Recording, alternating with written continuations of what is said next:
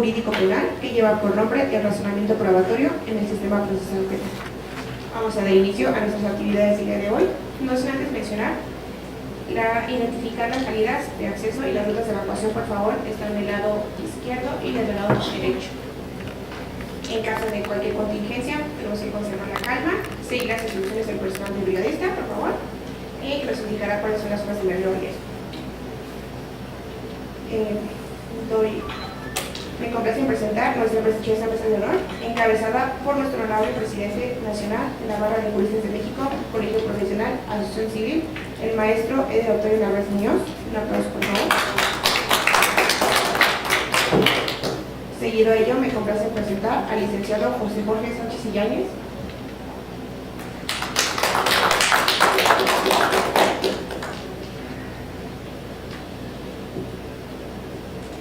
Nos acompaña también en esta mesa el contador público certificado Silvino Flores López.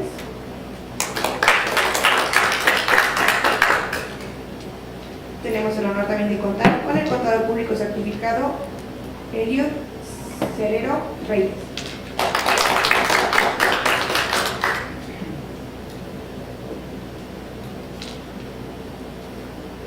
De igual manera, nos complace presentar al delegado de la Barra de Juristas de México, Colegio Profesional, con sede en el estado de Guerrero, el doctor Carlos Marx Barbosa Guzmán.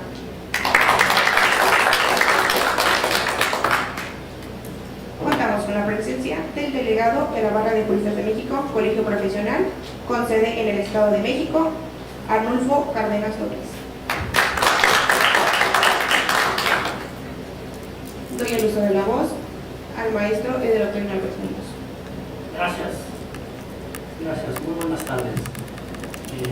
Para inaugurar el segundo día del Congreso, ayer estuvimos comentando mucho acerca de la educación y la instrucción. Entonces, me propuse hacer un escrito con la intención de hacerse llegar a ustedes y entender desde un punto de vista cómo se maneja la educación, cómo se diferencia la instrucción y cuáles son los beneficios y los perjuicios de eso. Sin más, etimológicamente la palabra educación procede del latín educare, que es crianza, o educo, entreno, que está relacionado con el homónimo educo, llevo delante, saco, de afuera, educo, conozco, guío.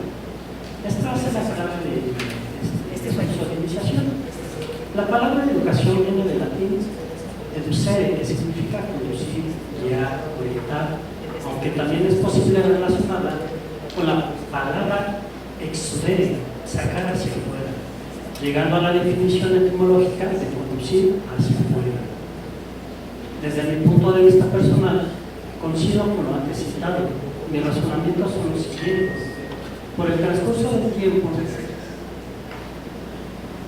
que me he desarrollado, puedo constatar desde un punto de vista sociológico, político, marcial y educacional, en cuanto a institución se trate, que la educación se ha recibido y también he impartido en los diferentes ángulos que cito, ha servido para someterme con una ideología que domina a mi persona y a la sociedad que la permea.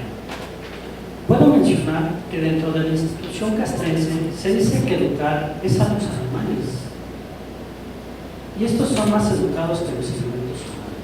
Esto lo decimos porque a un perro, a un caballo, a un águila, nosotros le damos un orden, sentarse, y ahí él permanece sin moverse, ni comer o dormir, y esto lo puede hacer hasta morirse. Pues está educado, sometido con precisión. No así el hombre, ya que a estos se les da instrucción de cómo moverse y reaccionar a los diferentes ámbitos sociales y de riesgos que debe enfrentar razonando cada decisión. Quisiera quedarme con esta idea que se planteó, mas debo ser franco conmigo mismo y mencionarme que esto se ve desde un punto de vista denominador, pues se ha comprobado que toda la instrucción impartida dentro de esta instrucción solo somete la voluntad del hombre, mismo que se ve envuelto en la en leyes que lo obligan a obedecer sin razonar o emitir alguna oposición, así que se filtra la frase manda mejor el que mejor se obedece, donde se precisa el grado de educación y sometimiento a las personas. Desde el punto de vista desde la sociología, puedo precisar que estudió al grupo mayoritario, también al minoritario, sin olvidar al sectario o bien al reprimido, solo con la finalidad de crear condiciones para someter por fuerza o ideológicamente al grupo que genera violencia, o bien que está contra el orden del dominador. Así voy creando ideologías que voy insertando estratégicamente en la psique del grupo, con la finalidad de que crean que lo que se trató es la verdad. Lo veíamos ayer. Algunos ponentes defendían a capa y espada las leyes, otros la atacaban, pero sin razón.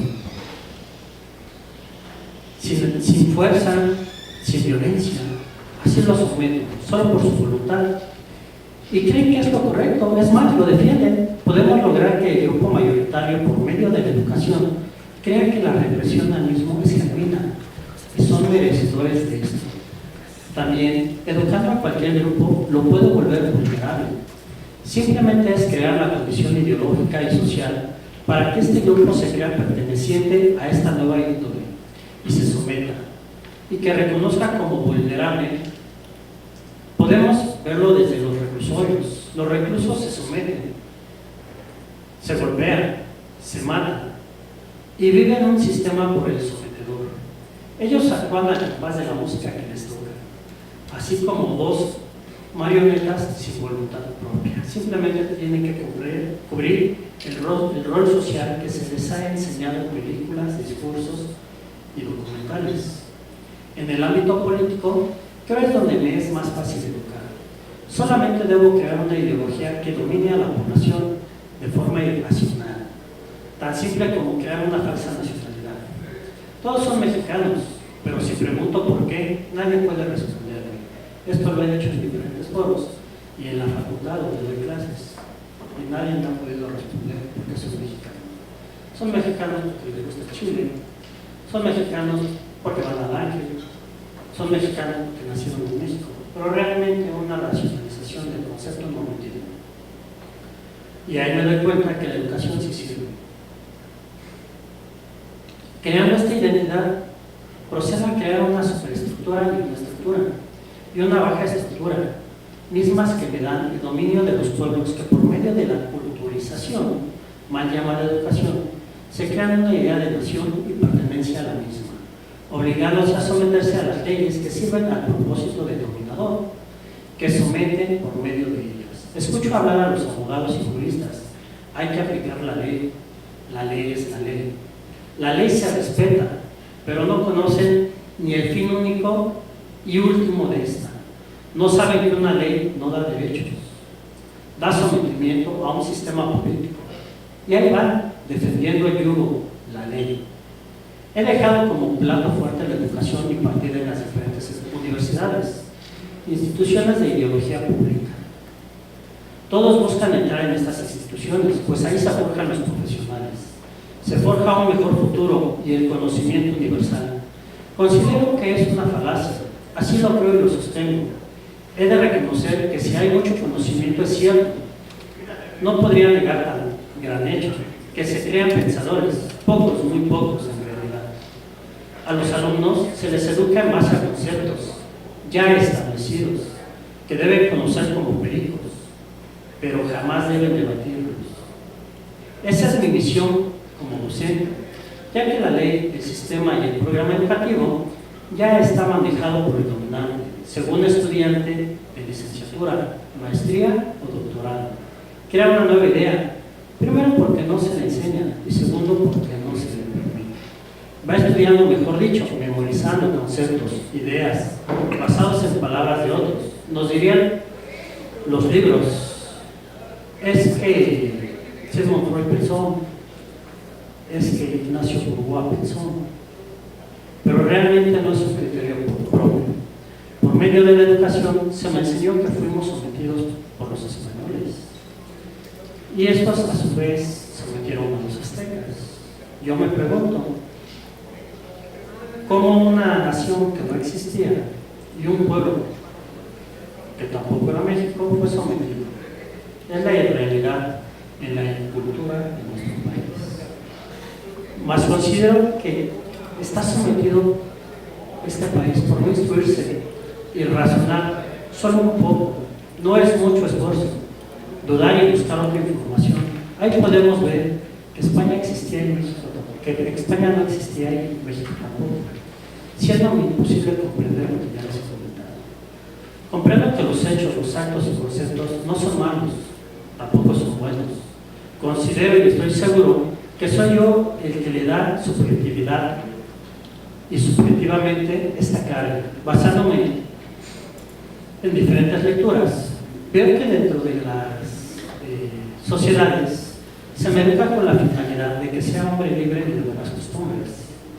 Estas ideas se escriben y se leen muy fácil, mas comprendo no me ha sido fácil, ya que abarca muchos criterios y que poco a poco debo comprender en ellos. Algunos son ser recto, ser justo, conceptos que estoy descubriendo poco a poco. Así puedo afirmar que la educación no es buena ni mala, es simplemente educación.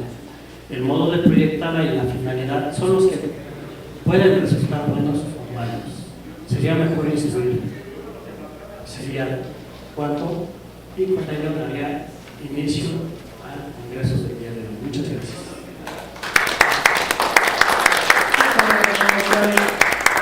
Me complace en presentar nuestra primera ponencia a cargo de nuestro honorable al maestro Eduardo Álvarez Muñoz, con su ponencia denominada Descubrimiento probatorio en el proceso penal oral acusatorio. No sin antes presentar una breve reseña e historia curricular.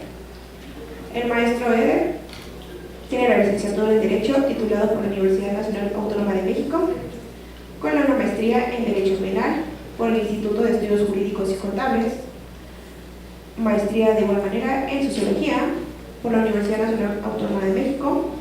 Ha impartido docencia en las materias de teoría política, teoría económica, técnicas y métodos de la investigación, derechos humanos, en el Instituto de Desarrollo Académico y Profesional. En su experiencia laboral en el sector público se destaca por haber laborado en la Dirección de Juicios de Reparación del Daño Patrimonial, Dirección de Legalidad y Certeza Jurídica de la Contraloría General de Ciudad de México, elemento de cuerpos especiales dentro del Ejército, Policía Militar, encuadrado en la Primera Región Militar, notificador ejecutor en el Instituto del Fondo Nacional de la Vivienda para los Trabajadores. En el sector privado y actual se destaca por ser abogado postulante en el despacho jurídico Popol Jurídico SADCB. En sus cargos honoríficos se destaca por ser el presidente nacional de la Barra de Juristas de México, Colegio Profesional, Asociación Civil, director general de la Revista Jurídica y Contable, director general de Radio y Televisión Alternativa y Ustatia, conferencista en diversos congresos y vínculos de estudio. Su ponencia denominada El descubrimiento probatorio en el proceso penal oral acusatorio. En los últimos tiempos, la idea del análisis de los hechos y de las pruebas se ha convertido en una de las máximas preocupaciones del nuevo procesalismo. Es por ello que el descubrimiento probatorio ocupa un lugar sumamente relevante en la práctica jurídica y en la argumentación de todas y cada una de las decisiones judiciales. Bajo un cambio de paradigmas, al prever que los derechos humanos reconocidos por el Estado sean interpretados y realizados por todas las autoridades y en especial todos los jueces encargados de la función constitucional. El objetivo de la averiguación de la verdad sobre los hechos de un asunto no debe limitarse al proceso penal, ya que puede extender a cualquier otro tipo de proceso judicial. En todos los procesos, aun cuando existe un control de norma, siempre va a existir la presencia de hechos abstractos, mismos que deben ser objeto de prueba. Como consecuencia de lógica de ello, se determina que la carga de la prueba, las instituciones probatorias, la disminución y la distribución de la posibilidad de riesgo y de error, sobre todo los estándares de prueba, han tomado un papel central y práctico. Demos un fuerte aplauso al maestro Eduardo Álvarez Muñoz. Gracias. Pues bueno, había preparado una conferencia para el día de hoy, pero derivado a las ponencias del día de ayer, me quedé sin material.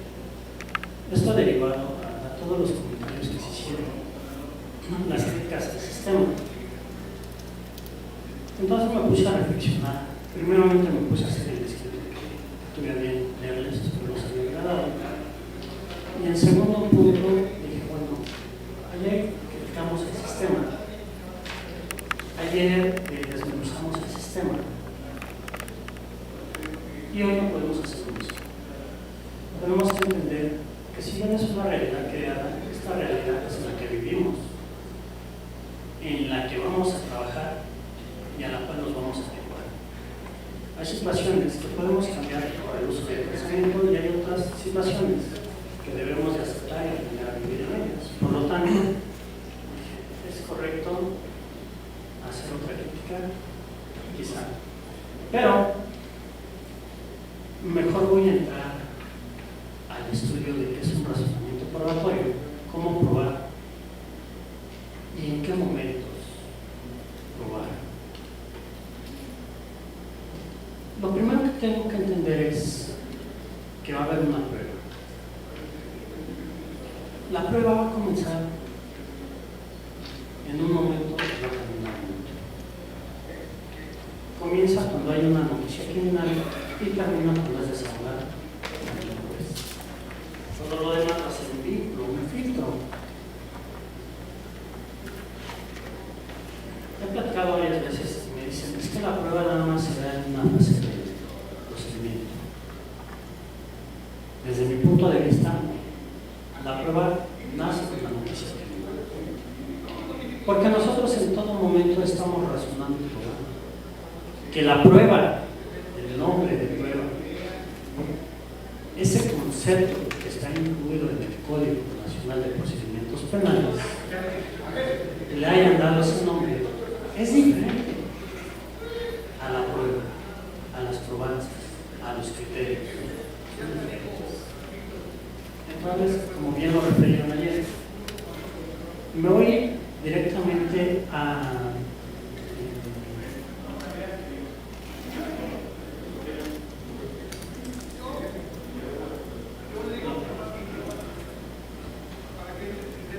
desarrollo de trabajo de práctica. ¿Qué pasa? Nosotros llegamos al Ministerio Público y queremos denunciar un despojo. Llegamos, me ha tocado mucho, que ya muy bonito, muy fundamentado.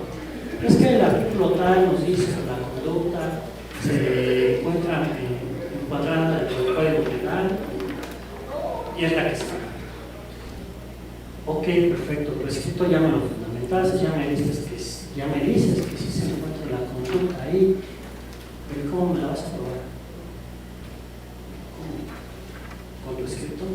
Es que traigo a la víctima, sí, pero eso pasa, yo ahorita le tomo la declaración y la víctima dice, es que sufrió un despojo, sí, pero, o sea, dame los elementos que yo necesito. Obvio, esa víctima ya fue asesorada. Y ella me dice, es que llegué a mi casa y encontré a otra persona y ya no pude entrar. Pregunto yo, ¿esos serán elementos de un despojo? Con eso yo puedo, como Ministerio Público, iniciar una investigación. No me está dando ningún elemento. ¿Cómo tengo que yo desde ese momento empezar a probar y preparar? Bueno, ¿tienes algún testigo que me diga el momento en el que tú poseías la casa, saliste de ella y cuando regresaste ya no pudiste entrar? No. Bueno, tenemos elementos que los que tú me pruebes que saliste del domicilio y al momento en el que regresaste ya no pudiste ingresar porque había personas ajenas en tu inmueble. No. Pero traigo mis escrituras, sí, pero es que no estamos en un juicio civil y tampoco estamos probando la propiedad. Yo lo que necesito es recabar los elementos de un despojo para entonces sí comenzar la investigación. Y desde ese momento nosotros comenzamos con un razonamiento probatorio, no de pruebas, probatorio. Desde ahí, desde el momento en el que le decimos al MP, mire, traigo un testigo Él es testigo de que la señora vive dentro del domicilio y él vio cuando las personas que hoy se encuentran dentro del domicilio furtivamente rompieron las cerraduras e ingresaron al domicilio con el material. Entonces sí, ya tengo elementos de un despojo. Eso pasa en el inicio, en la noticia criminal, y se nos va de largo. ¿Qué pasa cuando llegamos a un juicio? Bueno, ni siquiera un juicio. ¿Qué pasa cuando llegamos a una etapa de vinculación? También lo voy a citar en un hecho laboral. Llegamos a la etapa de vinculación.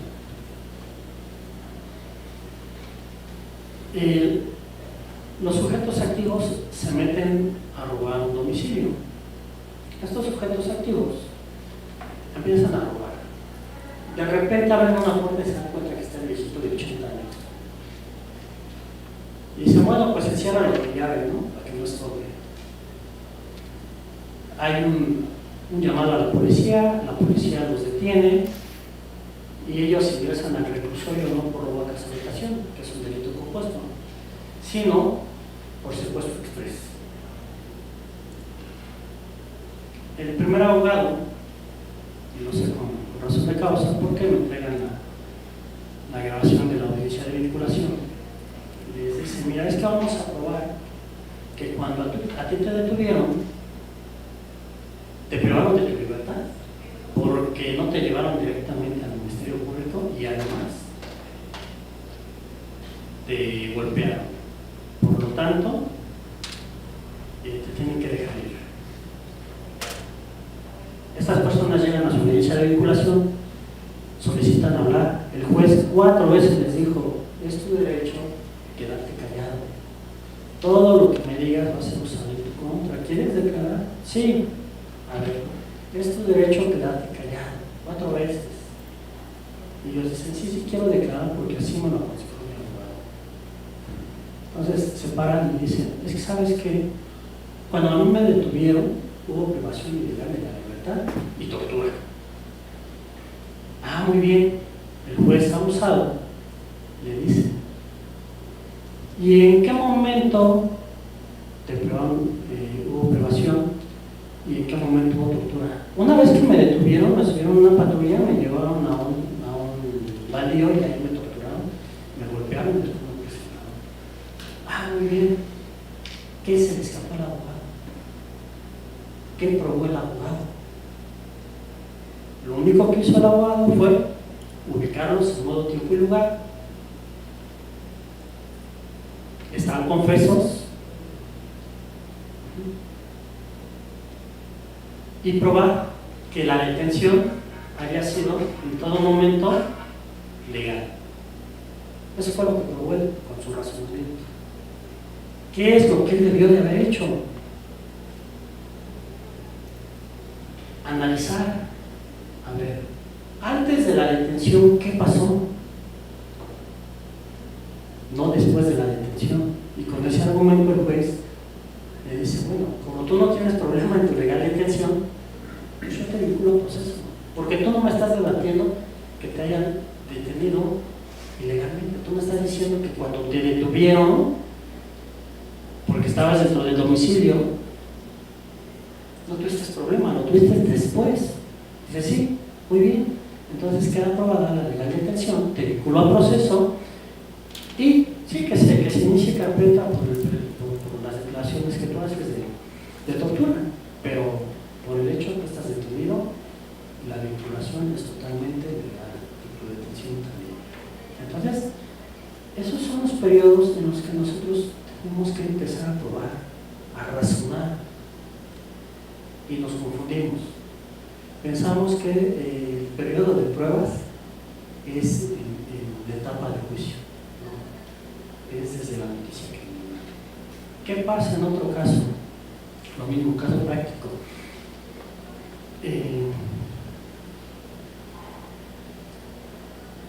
Estas personitas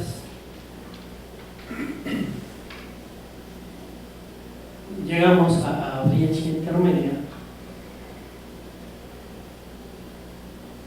y el juez también era un secuestro express. El juez me dice, voy a diferir la audiencia. Y le digo, ¿por qué motivo? Y me dice, es que el Ministerio Público no está presente. Ah, perfecto, ¿no? Detenidos son 5, cada quien lleva su abogado. Entonces a mí me tocó hasta el último. Me arrinconaron casi al lado del bote de basura. Y comienzan con, vale la redundancia, con el primero. ¿Está usted de acuerdo en que diferamos la audiencia? Sí. Segundo, sí. Tercero, sí. Cuarto, sí. Y me dice, bueno, ya nada más por no violentar sus derechos, ¿usted está de acuerdo? Digo, no, yo no estoy de acuerdo, señor. En este momento ya no estoy en la audiencia. Es que no hay MP, pues ese es su problema, su señoría. No es mío. Y tampoco es el de la justicia. Y tampoco es el problema de la ley. Y en este momento, si usted la difiere, está violentando el principio de justicia pronta y expedita. Por lo tanto, solicito que traiga un Ministerio Público, porque el Ministerio Público no es subjetivo, no es una persona, es una institución, como ayer se mencionaba. Y en base a que es una institución, hay muchos ministerios públicos contratados por el Estado que deben de ser competentes para conocer esta carpeta. Dice, pues sí, estoy totalmente de acuerdo. Suspendo, le ordeno se le ponga una multa de 15,000 pesos al Ministerio Público que no se presentó y les doy 10 minutos para que llegue otro. ¿Cómo fue? Llega el otro. Se apersona a sus generales y dice, su señoría, no me encuentro en condiciones de llevar la audiencia desde que no estoy empapado de datos. Me dice, pues, abogado, ¿y usted qué piensa? Ya no preguntó a los demás. Digo, no, yo pienso que ella tiene toda la capacidad, porque hay un fiscal, hay subalternos, y si ella se presentó es porque es conocedora y tiene la capacidad. Por lo tanto, considero que se le dé 20 minutos para que lea la carpeta y se ponga de los otros. Y en este momento me lleve la audiencia, porque yo no voy a permitir violaciones de derechos procesales de mi cliente. ¿Cómo fue? Se llevó. Me dice, es que no se hace una imputación. Su señoría, si el Ministerio Público no sabe hacer una imputación y no puede hacer una imputación, pues yo me atrevo en este momento a solicitar la libertad de mis clientes. De lo contrario, no hay fundamento. El juez mañoso dijo que había jurisprudencia y bla, bla, bla, y la difirió. No la suspendió, la difirió. Y bueno, que ya me ganó. En otra situación de un juicio de violación, volvemos a lo mismo, estamos en etapa intermedia. La etapa intermedia hay que comprender que son dos fases, la fase escrita y la fase oral. La fase escrita comienza con el escrito de acusación del MP. Y el mismo Código Nacional de Procedimientos Penales nos da términos a cada parte para presentar nuestro escrito de contestación a la acusación, nuestro escrito de contestación. Ay, no, lo está diciendo el mismo código. Y veo muchos compañeros que no saben, no han leído, no comprenden. Entonces llegamos, violación, me dice, además de lo que hablábamos de ayer, ¿no? Más. Yo entro a este juicio porque me habla la víctima. Me dice, oye, ¿sabes qué? Me acaba de hablar el asesor jurídico y me dice que me ofrecen 50,000 pesos. Pues total, ya me violaron. Que lo acepte y ya, ¿no? Digo, ¿cómo? Sí. Le digo, o sea, no lo creo. Dice, sí, ahora te mando el audio. Le traigo el audio, ¿no? Pero él le explica que, pues ya, o sea, no iba a haber pruebas, pues total ya la habían violado, ya se había bañado, no encontraba nada, pues él no veía viable el juicio, pues ya que aceptaba una lana y a lo mejor por fuera le daban otros 50 y pues ya, ¿no? O sea, pues total. Pero ¿cómo? ¿Eso hizo? escucho el audio y le digo, bueno, mira, lo primero es darme el nombre de esta amiga. Me voy a chingar, palabras ya jurídicas, me voy a chingar, que no se vaya. Y dos, necesito saber en qué etapa vas, porque si ya se me pasó la etapa de pruebas o de contestación, estoy jodido. Digo, mañana nos vamos al reclusorio, pides la carpeta, tomas fotos, me permites leer y vemos qué hacemos. Afortunadamente apenas ese día le han hecho el escrito de acusación. Le digo, mira, estamos en tiempo y forma. Contestamos, llegamos a la audiencia intermedia, oral, que es el debate de las pruebas que presentaste en la etapa escrita. Y el juez me dice, tengo unas pruebas, y señoría, vengo a presentar las que ya mencioné en el escrito, y bueno, en el debate se aceptan o no, que sí se aceptan, porque MP presenta sus pruebas, hace el debate, se aceptan sus pruebas. Defensa, sí, su señoría, en este momento quiero hacer mención que voy a presentar la prueba de contraste de rostro y de fotografía de mi cliente, además voy a presentar una prueba de genética y no cualquier otra prueba. Dice el juez, ¿MP alguna situación? No, señoría, ¿actual jurídico alguna situación? Sí, señoría. Yo me opongo rotundamente a que usted permita eso. Es más, ni siquiera que lo acepte ni lo tenga por mencionado. Digo, ¿por qué? Si usted lo acepta, me va a violentar los derechos humanos de la víctima en específico, en el derecho humano a su integridad, a los derechos procesales que tiene. Le digo, además de que si usted lo acepta, esta mención que está haciendo el abogado ahorita de presentar sus pruebas verbalmente sería totalmente violatoria de la ley y de la Constitución, porque el mismo Código de Procedimientos Penales nos dice que él tuvo 8 días para contestar, y el escrito de acusación fue en mayo, la audiencia fue el lunes, o sea, este lunes que pasó. ¿Cuánto tiempo tuvo para contestar? Mucho, y no lo hizo, pero por lo tanto el término se feneció. Si usted permite siquiera la mención, me voy a ver obligado a iniciar un procedimiento contra usted también. ¿Okay? ¿Cuál cree que fue la resolución? El juez me dice, ¿sabes qué? En efecto, tiene razón, abogado, a ver el principio de contradicción que tiene que decir. No, por eso yo le estoy ofreciendo pruebas. No, es que no es que me ofrezca pruebas, ¿qué tiene que decir? Es que por eso, a ver, abogado, ¿sabe o no sabe el sistema? Y si no sabe, retírese.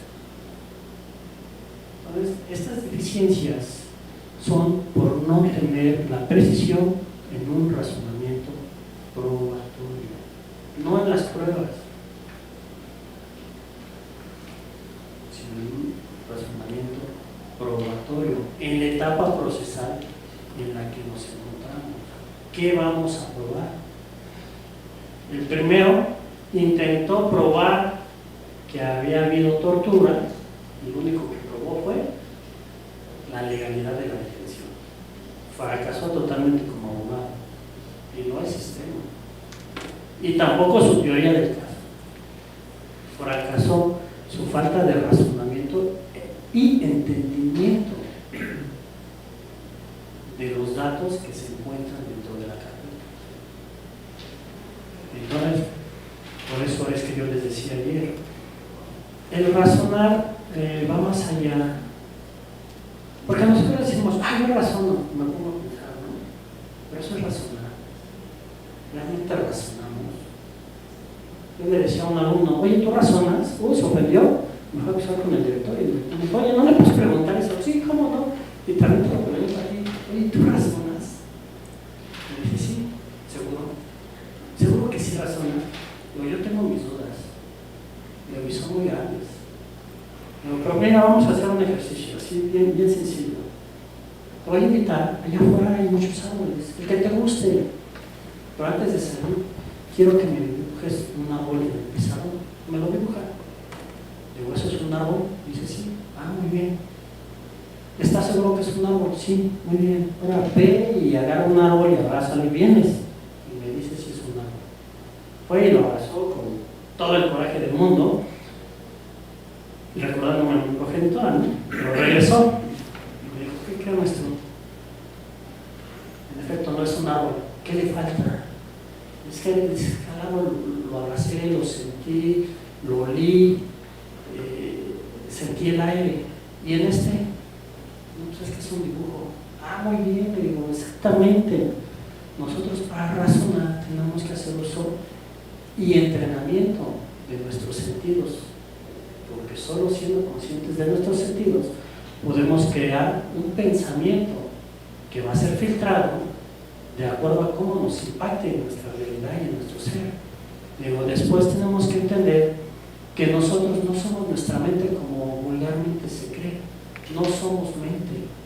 La mente, como les decía ayer, es un órgano más.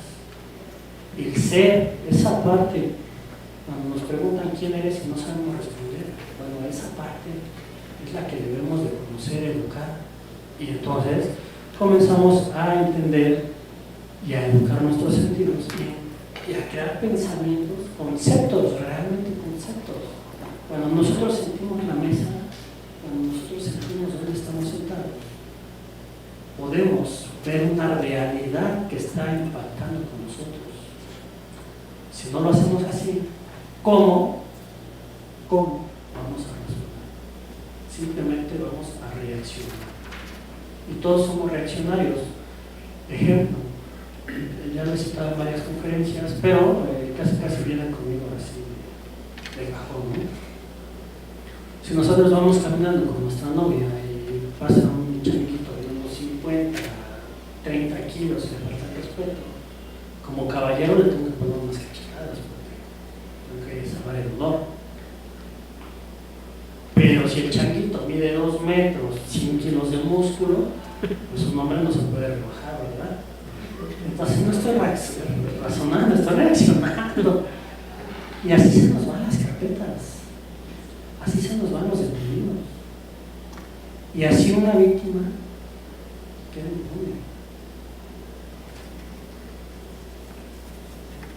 Sin más, con esto concluyo esta ponencia para hacer paso a mis demás compañeros. Si hay alguna pregunta, la contesto, y si no, muchas gracias.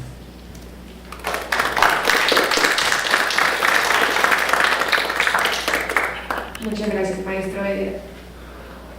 ¿Alguien tiene alguna pregunta? Podemos seguir.